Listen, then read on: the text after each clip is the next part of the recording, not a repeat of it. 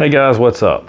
So I'm still working on part 2 of the video to finish up the video from yesterday, but I got a couple of really good questions that were posed as comments on that video. So I just wanted to address a couple of those questions real quick, because like I said, they're pretty good questions.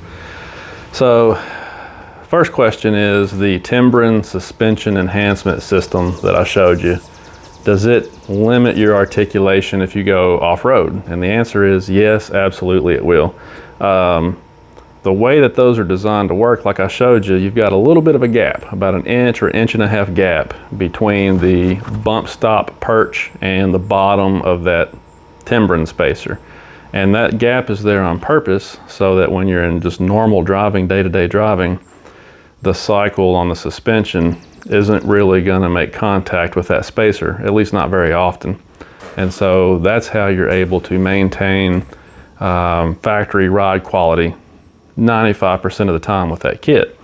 And then when you load the truck up and the truck starts to sag, then that Timbren spacer will make contact with the bump stop perch, and then it can take up the slack and start acting like a progressive spring. Now that thing is made out of I'm probably pronouncing this the wrong way, AEON rubber, A-E-O-N is how you spell it. Special kind of rubber for that application. And so it does have some give to it, obviously. That's how it's able to act like a progressive spring. But it's pretty rough. I mean, compared to the factory bump stop, it is pretty hard. It's a pretty dense material. So if you go off-road and you start to articulate, the axle's gonna catch those Timbren spacers sooner than it would the factory bump stop. And so it is going to limit your articulation off-road. But the cool thing about it is the way those install is that you literally just reach up and pull your factory bump stop out and push the Timbren spacer up in there. That's all there is to it. There's no hardware involved, no tools involved. Now I did use a crowbar to pop that Timbren spring up in there, because sometimes it can be a little bit of a tight fit, but I mean there's nothing to, as far as ratchets and wrenches and stuff, there's nothing to fool with. So if you wanted to, you could use the Timbren kit on your truck to pull your camper to the campsite, and then you could spend 5 minutes swapping those back out for the factory bump stops to hit the trail. And then when the weekend is over, you could spend 5 more minutes to put the Timbrens back in. It really wouldn't be that big of a deal to do that. So if off-road use and rock crawling and that kind of thing matters to you, you could still use the Timbren kit most of the time, and then just, like I said, swap them out when you need to. The other question was the diesel versus the max tow. That's a good question that I'd like to try to elaborate on just a little bit. So when I had the last Gladiator, obviously the diesel engine wasn't even an option, and I made a pretty big deal of the max tow package. And the reason why is because from a legal standpoint, you just get so much more payload and towing capacity and everything combined with that max tow package. You know, you can get a basic sport and you can get 16 or 1700 pounds of payload, but you don't have the full towing spec to go with it. So the max tow package is the real deal. And if you have to pull 7,500 pounds around, that's still the one to go with, because you still have that really high official rating on the truck. But if you're not pulling at maximum, you know, the 7650 rating, let's say you're like me and you're pulling about 6,000 pounds, 6,300 pounds. In that case, there's a lot of trim levels in the Gladiator lineup that'll work for you. So I felt like the diesel this time was the way to go, because the diesel will pull a lot better. It's gonna stay in 7th and 8th gear. From my prior experience with the Ram, this engine will stay in 7th or 8th gear, both of which are overdrive gears. So out on the interstate, you're not really shifting around a lot. You're staying in overdrive, RPMs are low, you're just cruising along. It's a much more comfortable experience, less wear and tear on the truck. I mean, the diesel is just way better at making the power where you need it for towing compared to the Pentastar. So, you know, when you're in that range, you know, 5,000, 6,000 pounds of weight, I still think the diesel is the way to go. Even though you're giving up some payload, you know, depending on your situation, you know, if you got a family of 5 or whatever, you still have to be really careful, you know, that you're not going over on your numbers. But that's what things like this Timbren kit are designed to do. And weight distribution hitches and things like that. There's products out there that when you do tow, you can keep the truck level and, you know, everything's gonna be all right. So I guess the answer to the question is, yeah, the max tow package is still awesome. It's understandable why they don't offer that with a diesel, because the diesel does add weight. It does add heat to an already cramped engine bay. So I know why they didn't offer it with the diesel, but from a practical standpoint, the diesel still is going to do a better job at hauling, a better job at towing. It's going to get the job done a lot better, you know, again, just in practical terms. So that's why I went with the diesel this time and avoided the max tow package, even though I'm a huge fan of that package. So hopefully that clears up a couple of questions. Good questions, by the way, thanks. So I got a couple of little products that showed up today. Not ready to finish up the part 2 video yet, but hey, let me just show you something that came in the mail today. This is a dead pedal, and this dead pedal I got from Amazon, brand called Hooke Road. Hooke with an E on it. And the reason I got this one, first of all, it's significantly less expensive than the more branded dead pedal that I got last time. I think that one and the one Quadratec sells, they're like 60 or 70 bucks. This was like, I think 30 maybe. I can't even remember. I ordered so many Jeep parts at once that I'm losing track. But anyway, a lot less expensive. And the other thing I like about it is the way it mounts. You can see here you've got one bolt with a nut on it that's already installed on the firewall. All you have to do is remove that factory nut, slide this over the stud, put the nut back on, and you're done. Well, I mean, you have to assemble the pedal right here. I got to tighten those bolts up.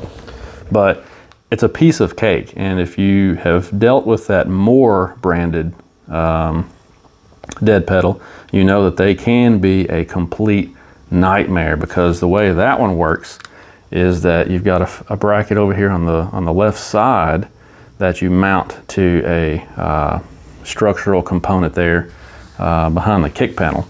And room to work in there, especially if you're a guy like me, you're a pretty good sized fella, you just can't get any room to put your hands in there and work. It's really difficult to install unless you use that one position. I think it's the farthest back position on that one. It's not as bad. The front 2 positions are almost impossible. So it's really hard to install. This one looks like it's going to be an absolute piece of cake. So that's another reason that I got it. I mean, if it doesn't work, it doesn't work, but it was worth a shot. And a dead pedal like this is going to make driving a JL or a JT so much more comfortable for a tall guy, because, I mean, like when I'm in there now, you know, your legs way out here like this, and over time it just really wears you out. So it's great to have something to prop yourself up with. And I'm going to try and stick this in the Jeep real quick and kind of show you what it looks like and where the dead pedal sits in relation to the brake pedal. Oh, and while I'm thinking about it, let me just show you, there is some adjustability built into this thing. I mean, you can see how there's several different holes there. So there's a little bit of adjustability built into it. Probably, I would say, maybe an inch and a half at the max, but, you know, a little bit of adjustability in there.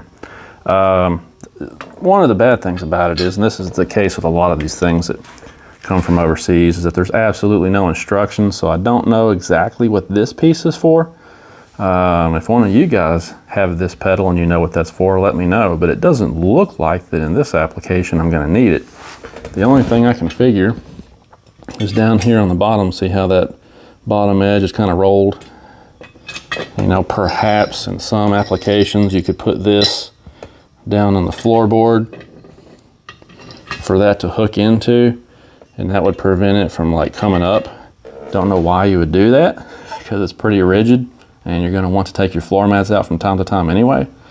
But I mean, that's the only thing I can come up with, unless I'm just a complete idiot and I'm missing something obvious, which is possible. But anyway, I don't know what that part's for. I'm going to go ahead and assemble it like this and put it in, and we'll see what it looks like. All right, guys, let me see if I can get in here and show you. Probably not going to be able to. Hold on a second. Let me play with the camera here for just a minute.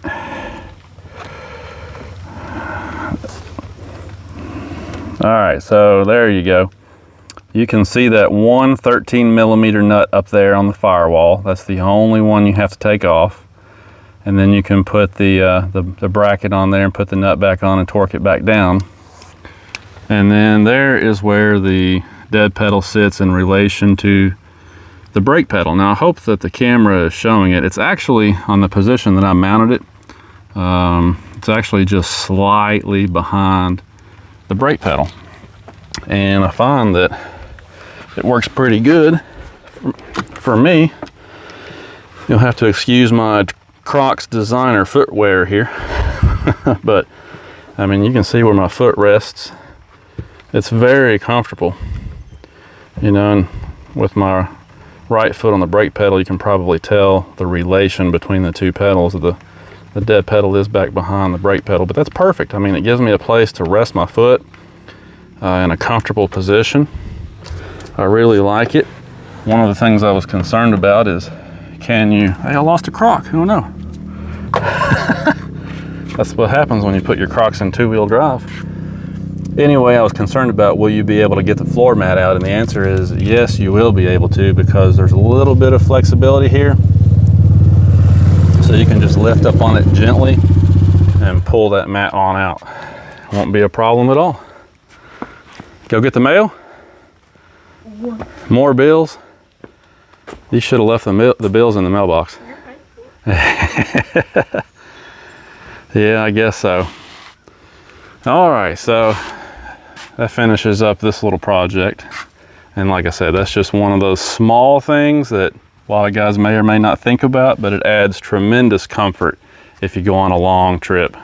Driving 2 or 3 or 4 hours one way to some of these campgrounds and off-road trails we go to, something like that can make a big difference.